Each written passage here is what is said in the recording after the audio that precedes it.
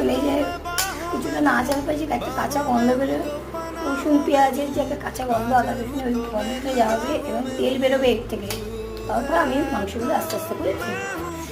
এবার দেখুন কিছুক্ষণ নাড়াচাড়া পাইছি, তেল বেরিয়েছে, এবার মাংসগুলো কষাতে হবে, তো তাই এর মধ্যেই মাংসগুলো দিয়ে দিচ্ছে বোন। দেখুন একটা একটা করে মাংস ছাড়বে।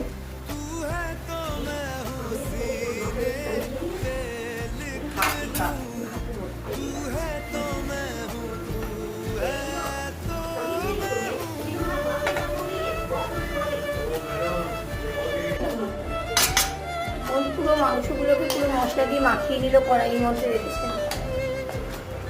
দেখুন একটু নাড়াচাড়া করছে যাতে মাংস থেকে যতক্ষণ না জলটা বেরিয়ে মাংসটা সুসিদ্ধ হয়, ভালোভাবে সিদ্ধ না হলে হবে না, জলগুলো কড়াইতে কষিয়ে নিচ্ছে। দেখুন বোন আলুগুলো